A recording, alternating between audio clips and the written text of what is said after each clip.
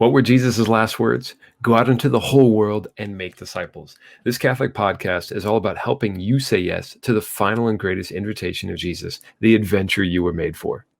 Together, let's explore what business, education, organizational leadership, popes, saints, and scriptures say about fulfilling the Great Commission. Welcome to today's show, everyone. It is my pleasure to have a very good friend of mine with us today, Mrs. Amanda Livermore. So, Amanda, thank you so much for joining us.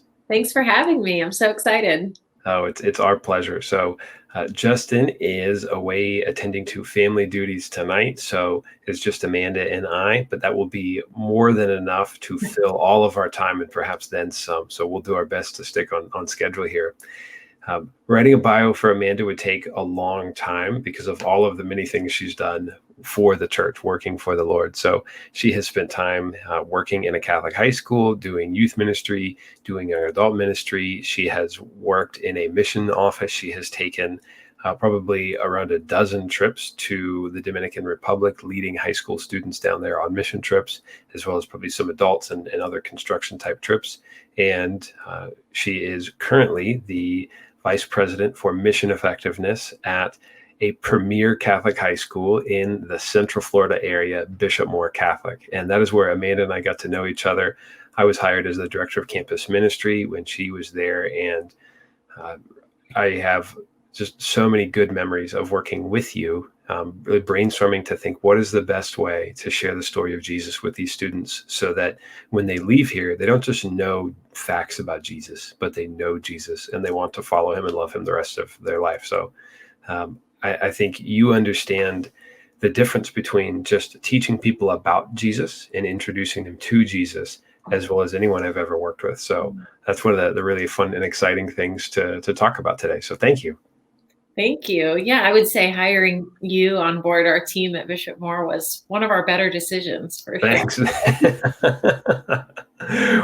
Well, I was very grateful for it. And sometimes you leave a position or you leave a job and you think, okay, that was, it was a good time, but I wouldn't really want to go back there. Or you think, okay, I'm glad that chapter in life is over.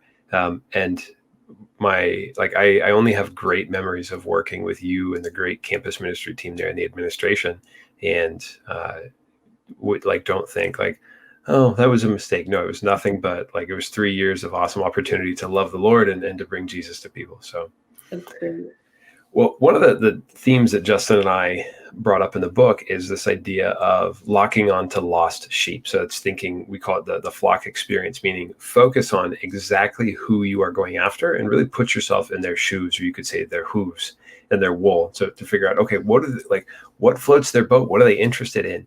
And it seemed like you just naturally understand that in ministry, and you every time you're doing something, ministerial, that is, you plan for the end user in mind. So what made you think to take that approach to ministry? I love that, kind of that title for it. It wasn't, of course, like you said, it wasn't anything that I necessarily had thought of intentionally, other than that each person matters so much individually because of who they're created to be and who they are right then in that moment. And that the Lord allows me to feel a little bit of his love for them, but also his thirst for them. So it's recognizing the value of each person, not simply as a number or in a large group, but as the individual person. And for those who are maybe not yet connected with Jesus, to allow myself to really feel his thirst for them, and that desire that he has, that enthusiasm he has to go out after them. And then he places that in us. So although those seem like sometimes the harder ministry to plan for, because we might not know necessarily all the things about that person yet, but it certainly is something that Jesus is really passionate about. And so if we're open to it, then we can share that passion with them. I love you pointed out, it's not the easiest way to do ministry. Because the easiest way to do ministry is to do things that we like and that we want and that we're interested in. And the hard way to do it is to really take the time and ask ourselves, how does this person need to hear the gospel? What aspect is really going to ignite their heart? So far, what fruit have you seen from taking that approach?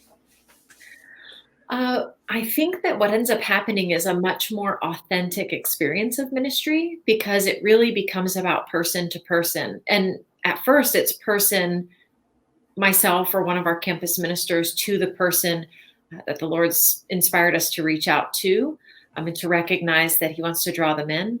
But then it becomes person to person, them with Jesus. And so getting to see that relationship develop and grow, getting to see them encounter Jesus for the first time. And that's happened. And I know you saw it as well in our work. But I feel so privileged every time I get to witness that. And each time it's different, which is why those kind of canned, packaged ministry ideas don't really work, because for each person, Jesus has this unique invitation that He really desires to extend out to them, and a lot of times through us. So I can think of times when we did particular retreats with sports teams or retreat for artists, where we would really reach out to a particular group. And then in prayer or in conversation, you could see these moments when all of a sudden a light came into somebody's eyes. They really started to be vulnerable and open up, and they encountered Jesus. And so I tell the students all the time, if you graduate and you don't remember the name Amanda Livermore, but you remember the name Jesus, then I did my job, because that's the relationship that really, really matters. So the relationship with me is only in the effort to get them to Him. So you've really, in a sense, given up that personal like success or the reputation of being like that person. So, we see that in Scripture. St. Paul talks about like we're not apostles of Paul, or we're not followers of Apollo or Peter. We preach Christ and Him alone. And so I know the president there is a great leader, and he taught me a lot. I know he's taught you a lot. And one of the words that are echoing in my mind right now from him. I already know what you're going to say. Yeah. We're not about personal success. We're about institutional success. Mm-hmm. And I may have like butchered that a little bit, but what he meant was he wants the whole school to succeed. And it doesn't matter to him if people know his name, and it doesn't matter to you if people know your name. What matters is if they fall in love with God when they're there. Yeah. And as a matter of fact, a lot of the great work that has come from the inspiration in our other campus ministers or our teachers or other people on our campus, our coaches. And it's been really great to see that. So it's not only looking towards the individual student that we might be called to reach out to, or teacher or parent, but also knowing that each person that I work with has a unique call as well. And so knowing that it doesn't just have to be my program or someone else's program that everybody's following, but that all of us are coming to the table and collaborating and sharing these ideas, and recognizing each of us seeing different lost sheep that we might be called to, and how do we do that best. And that's really the fun of ministry, I think, is when the Lord invites us to be co-creators with Him in all of this ministry, and knowing who He wants to get out to, who He wants to touch. And then He doesn't just invite one of us. He sent the disciples out 2 by 2. For me, He knew I needed even more than 2, so, which I'm very grateful for. But some of the best things we've done weren't my ideas. I'm just excited to be able to be in a position to support those as they come from the other ministers or even our student ministers. So it's exciting. So changing gears here a little bit. When you came on, you were kind of given this really, really exciting task of look for ways that the school could be more Catholic, could be more true to its Catholic identity. And I know from talking with you, you recognize that was a multi-year project, and that you weren't gonna build Rome in a day. So it takes a lot of patience and vision. I think that's one of the best gifts you have in ministry, is you're able to see so far ahead and realize that that's possible. I think where a lot of people are thinking, like a month, 6 months, a year ahead, it almost seems like you're thinking 5 and 10 years ahead, if not longer. So what advice would you have for people in ministry who know they face that same long road to change, especially like changing culture in really, really deep ways? So I think real change, especially a change in culture, is slow change. Sometimes I can be very impatient. I like things to happen quickly. I love growth. I love movement forward. And sometimes the movement forward is little steps, but very intentional steps. So being okay with that, being okay that sometimes things take a little longer, but knowing that it's really going to sink in deeper if you allow Mhm. it to happen. So patience is something I've had to grow in quite a bit. But also acknowledging that our work is never done. So this idea that I'm going to achieve some moment when I've completed ministry, um, that's heaven, right? So until then, our work is never done. And there's actually such a freedom in that, in knowing, okay, this is a constant moving forward, a constant opportunity for growth. I remember when I first started, and Bishop Moore Catholic has a long history of being a wonderful school with a lot of great Catholic traditions woven throughout. So I was not the first person to bring a lot of that onto the campus.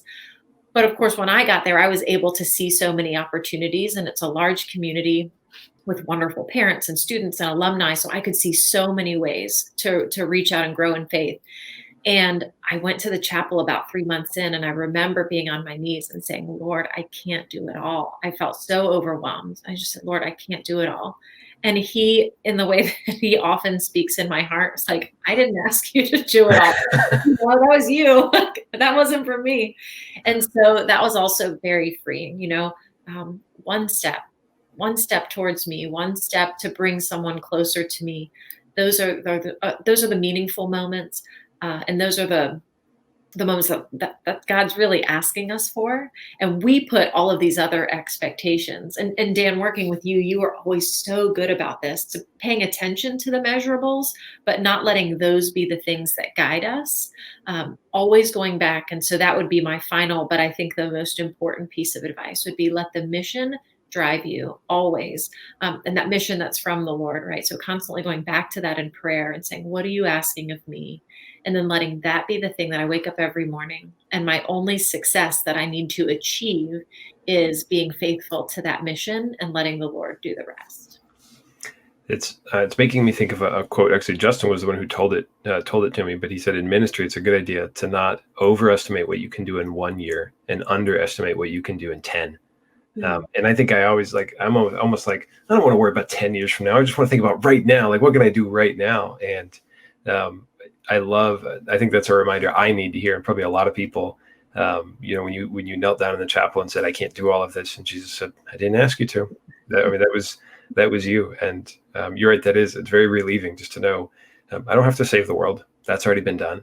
I don't have to be responsible for the salvation of every single person that's in front of me. That's an enormous task. And if we try to do that, then there's definitely some pride in there, and we're going to burn ourselves out. So just knowing, okay, I do what I can as well as I can, and then go to sleep at night and thank God for the opportunity. That's right. And then let him worry about it while you sleep. Yeah. There's that great line that is attributed to John the 23rd. When he would go to bed at night, he would say, Lord, this is your church. I'm going to bed. You handle it. That's right. I've thought about that on more than one occasion. I need to remember that. I need to print it somewhere so that I can just, I can let these worries go for the night, because when I'm asleep, the world keeps spinning without my help, and it will probably continue to do so tonight as well. That's right. Well, you work with a population that it seems like is the focus of everyone in the church right now, young people. Just wondering what is gonna work so that they fall in love with Jesus, because I think people are afraid. They see young people not being interested in Jesus, and I know just from working with you that you've had a lot of success in areas. So can you share some of the best advice you found, or some of the most practical implementation for ministry that you have? Sure. And I think you actually touched on some of this in your book, which I loved seeing as well. And you even reflected on some of the work in the high school. But, it's meeting teens on their turf. I don't care how good the program is that you have created. If the first step is them coming to you instead of you going to them, it's going to be a really hard uphill battle. Yeah. And so that could be something as simple as showing up at one of their games, or seeing their art show or their concert, or whatever's most important to them at that moment. And we can argue all day long that they should be wanting to show up at Mass on Sundays. They should understand the importance of the Eucharist. They should understand the importance of youth ministry and coming to the parish during the week. But there are things that God has ignited a passion in them for particular things right now. So that might be a sport.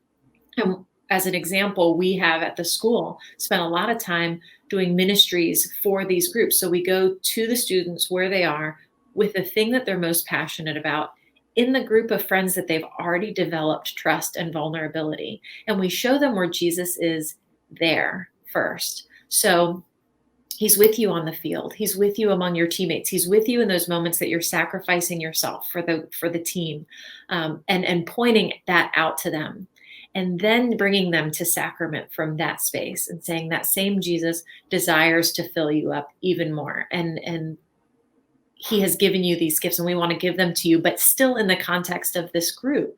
So celebrating a mass as a team, letting the athletes share the things that are their struggles, the things that are their hopes, letting those be the prayers during the offertory. And all of a sudden, this mass that seems very generic for everyone becomes very personal.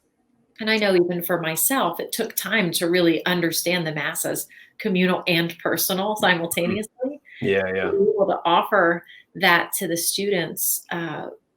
Another example was that we hosted a retreat based on John Paul II's letter to artists. And we invited students who were passionate about art.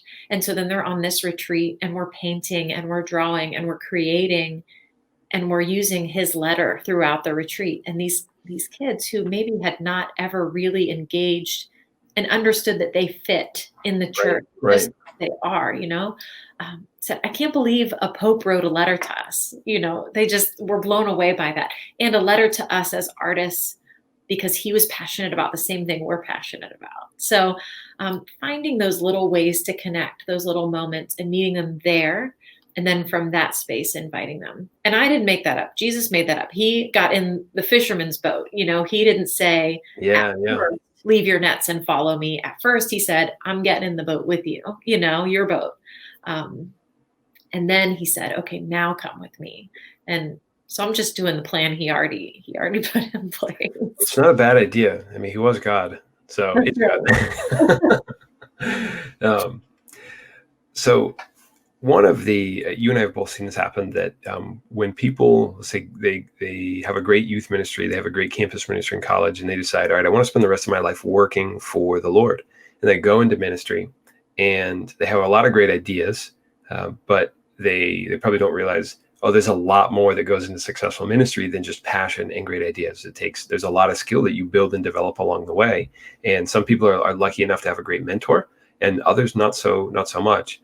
And so we see a lot of people, kind of just like in teaching, really, where like bright-eyed, bushy-tailed young college graduates say, I'm going to go into the world and make a difference. And then after 3 to 5 years, it's like half of all teachers are gone. And I would imagine it's something similar in youth ministry. So what advice would you have for people who are just getting started in that ministry so that they can learn to weather some of those storms and put up with the growing pains as they grow into an amazing minister and they keep that passion while building all the necessary skills? It's a great question. And that growing pain is hard, right? Because Jesus is perfect and us as church aren't, and so I'm not perfect. And there are people who are working alongside me on a daily basis that my imperfections may make their jobs a little more difficult. And so I think it's important to recognize that, to know going into ministry that regardless of how great the mission is, that there are a lot of imperfect people trying to accomplish it. And so it's going to be hard. Jesus showed us it was going to be hard. He had so many times, especially even with his closest disciples, where he would say, okay, really, again, you still don't get it. He was nicer about it, but I am paraphrasing, but I think that he showed us that. He showed us that people, even that he was speaking directly to, would stray and then come back or wouldn't get it. And how hard that must have been for him. So I actually try to find in those moments solidarity with him when we're serving in ministry, those moments where things don't go well or someone doesn't get it. And we start to question and doubt ourselves, but instead to find a solidarity with Jesus there, say, Lord, what are you trying to teach me in this? Absolutely 100% committing to your own growth of your spirituality, your relationship with Jesus, your prayer life. And when we work in ministry, I can end a day tomorrow will be a great example. I'll have had the opportunity to attend Mass twice tomorrow and have multiple opportunities of prayer. But all of those are within the context of my job. So it'd be very easy for me to get home at the end of that day and say, I have prayed all day. But really, I did, in the sense that my work is somewhat of a prayer, but it wasn't that personal relationship with Jesus. It was an act of serving others, right? So I would strongly encourage everyone to recognize that need for that time of prayer that's just for you and the Lord, that time to grow, to read, to be challenged, to grow in intimacy with Him, and to acknowledge that those things that we're doing in the church as part of our work don't count as that, or not completely. And we really need to make sure we're filling our cup with those personal things. And then, and you know this because you're a part of that for me, surround yourself with a great support system. Have friends who care about the same mission, who desire your good, who are committed to helping you get to heaven, and you're committed to helping them get to heaven. But people who you can trust, and at the end of the day, go to with the good and the bad, and know that you all will pray with each other and lift each other up. And I would say that support system for me, starting here in my home with my husband and kids, and then extending out to friends and family, that has really been just, I can't even explain how valuable that has been on the journey. And again, that's something that we see Jesus like instilling in his followers. Like, okay, we're going to take time. We're going to step away from ministry. I'm going to step away from everyone, and I'm going to pray. Like if anybody prayed all the time, it was Jesus, and he still took time. And then he was clear. He just spent time with those who were closest to them to rest. And like that's what Martha and Mary and Lazarus's house was, and that was in Bethany, meaning like my house. And a mutual friend we have, Sister Bethany Madonna. I mean, her name is like the place where the Lord goes to rest, Bethany. And it would be very easy for all of us to like find some substitute for that, like TV or anything like that, rather than surrounding ourselves with community. So, thanks. No, I know that. I mean, there's a chapel literally on the other side of my office wall. So, I mean, I feel like I could almost go to adoration without leaving my chair sometimes. But then there's still, when I get home, like my work is like, that's an opportunity to praise God. But then when I get home, there's more opportunities because if I'm not taking that time to be intimate with the Lord and really listen to him and hear his voice, then I'll forget what he sounds like. Absolutely. And your point about adoration just makes me want to mention too that all of it flows from the Eucharist. All of this work that we do, the Eucharist is a perfect example of what we're called to do and be. And so for me, I've gotten in the habit, because at Bishop Moore we have daily Mass before school every day, and we have a handful of students that attend daily, and then different groups come depending on if there's a big test or if there's a big game, or if they just have prayer intentions that they want to share. But for me, it has become a critical start to my day before I do anything else, is starting with the Eucharist and just clinging to those sacraments and acknowledging that anything good that comes from me is not of me. Anything good that comes from me is Jesus. And I have to continue to be fed by him in order to feed others. So, but I also really like this image of you rolling through the office on your rolly chair, not getting out of the chair and just rolling down the hall to That's every day. I do that every day. I really hope that's true. Yeah. And I do it so the most people can see me. I want to make sure everyone knows. Perfect. I like it. Well, if we can, we love mistakes as teachers. And so I wanted to ask if there's a mistake that you would be willing to share with us that taught you a very good lesson about ministry, or even just a silly lesson about ministry. There's plenty of mistakes daily. I put my foot in my mouth or something. But I will share with you my very first big project at Bishop Moore, and our president still gets a kick out of telling this one too. But one of the things I had asked when I came onto the campus was the question, how long does it take for someone to realize that we're Catholic? If they didn't know it's Bishop Moore Catholic, what are we seeing when we're coming on the campus? On a high school campus in particular, you have a lot of guests, right? For sports or different things, a lot of guests are coming to your campus. So one of the projects we did was to put scripture verses on the exterior of a lot of the buildings. So we got these really cool big letters, like kind of heavy, thick black plastic. And I asked our teachers to share their favorite Bible verses. And from those, we picked about 10 or 12, and we put them outside all over the campus so that throughout their 4 years, students would pass these verses and they would see them and memorize them. And I had this very Pollyanna attitude of how all of this was going to go. And I was so excited. So the company came, put up all the Bible verses. And the next day I look around and I see it, and it's so great. And then the company who had put up the verses kind of used like a double-sided tape, which in Florida, with the humidity, and anyway, it was not the right adhesive for the project. So I get one email that's, hey, by the way, the verse on, in such and such building, you lost an E. And then, another email like 20 minutes later. And I started to realize, oh no, the letters are falling. I mean, at first I thought it's just one, it's just two. It became, and then what do high school students do when they start to know that the letters can come off? Is maybe make their own words, right? So that it became, be still and know that I am dog. And that was a good lesson for me. I was very humbled, and also learned a lot about adhesive through that project. The things you need to know for ministry. I mean, that's a book in itself. So, that's right. So it was great because we did finally get it fixed. The students who are currently there have no idea that ever happened. Those verses are there. It is serving its purpose. They're really memorizing those. But man, that was an embarrassing first project for me. I don't think I knew that. Really? No, but so I'm very... I just can't it was really bad.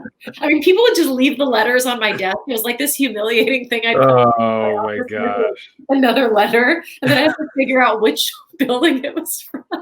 That's the worst. It's like a weird form of Jeopardy. Right. Yeah. It was so bad. Like which verse had a Q? Oh wait, maybe it's okay. If there is a Z, there's not that many Z's around. Okay, fine, like Zechariah or Zephaniah or something. Right. It was embarrassing. Well, again, there's mistakes are the best teachers, and so I have a feeling anytime you put up something on an outdoor wall, you will always be sure that the adhesive is going to work. That's right. And you don't get to know that unless you make the mistake. That's right. And then other schools were like, we heard about this great project. How did you do it? I'm like, well, let me tell you how not to do it. I probably would have told them that after the fact. But like, hey, did you learn the same thing I did? That's right. Well, good.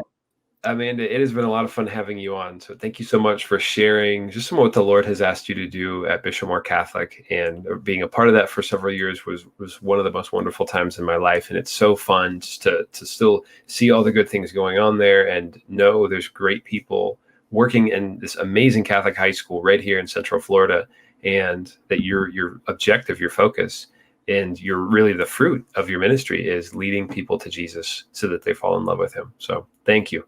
Well, thank you for your book, and I can't even, who knows, the Lord knows how many lives that's going to impact. So really grateful for the effort you and Justin have made. Justin, one of our alumni. So, I don't want Bishop Moore to take all the credit, but I'm just saying you guys are both connected. So. Absolutely. Yeah, no, had a hand in it. Well, thank you. It was a lot of fun to write, and we hope and pray that it just does as much good in the church as God wants it to. Absolutely. All righty. Well, God bless you, Amanda. Say hi to your awesome family for me, and we'll talk to you later. All right. Talk to you later. Bye. Bye.